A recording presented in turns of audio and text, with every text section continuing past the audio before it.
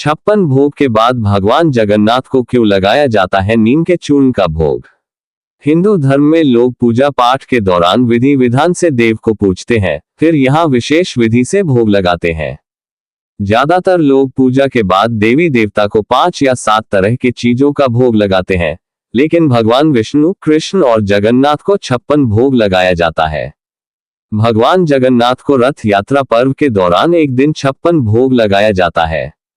56 भोग के अलावा नीम के चूर्ण का भी भोग लगाया जाता है। सालों से यह परंपरा चली आ रही है, जिसमें भगवान को भोग लगाने के बाद नीम का चूर्ण खिलाया जाता है। भगवान जगन्नाथ को क्यों लगाया जाता है 56 भोग? पौराणिक कथाओं के अनुसार मां यशोदा भगवान श्री कृष्ण को दिन में 8 बार भोजन कराया करती थी।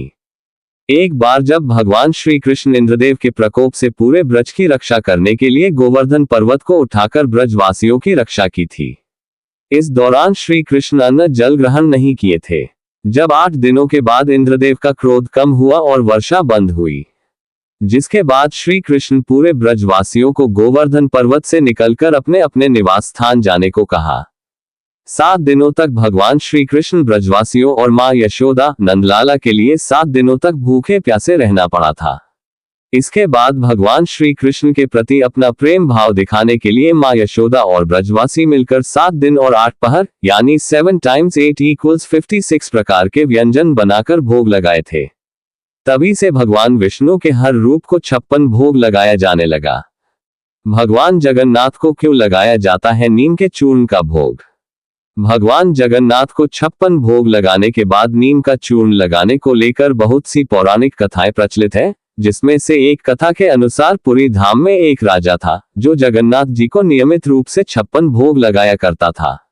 वहीं मंदिर से कुछ दूर एक कुटिया में औरत रहती थी, जिसका कोई कुटुंब नहीं था। वह बिल्कुल अकेली थी और भगवान जगन्नाथ को ही अपना पुत्र मानती थी और रोजाना मंदिर में जाकर भगवान के पास जाकर बैठ जाया करती थी।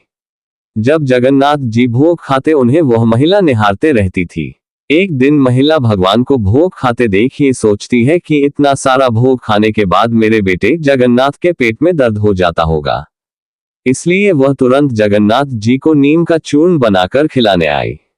मंदिर में प्रवेश करते हुए सैनिकों ने उनके हाथ से चूर्ण फेंक दिया और महिला को भगा दिया। महिला रात भर यह सोचकर रोती रही कि कहीं इतना सारा खाकर मेरे पुत्र के पेट में दर्द ना हो। जगन्नाथ ने सपने में दिया दर्शन। महिला को रोते देख जगन्नाथ जी उस राज्य के राजा को सपने में दर्शन दिया और कहा कि तुम्हारे सैनिक मेरी मां को दवा नहीं खिलाने दे रहे हैं। सपने में जगन्नाथ की बात सुनने के बाद राजा तुरंत नींद से जागा और महिला से माफी मांगी और दोबारा जगन्नाथ को चूर्ण खिलाने को कहा। कहा जाता है कि उस दिन के बाद से भगवान जगन्नाथ को 56 भोग लगाने के बाद नीम का चूर्ण का भोग लगाया जाता है। अगर आपको ये स्टोरी अच्छी लगी हो तो इसे फेसबुक पर शेयर और लाइक जरूर करें। इसी तरह के और भी आर्टिकल पढ़ने के लिए जुड़े रहें कहानी संग्रह से। अपने विचार हमें वीडियो के नीचे कमेंट बॉक्स में जरूर भेजें। धन्यवाद।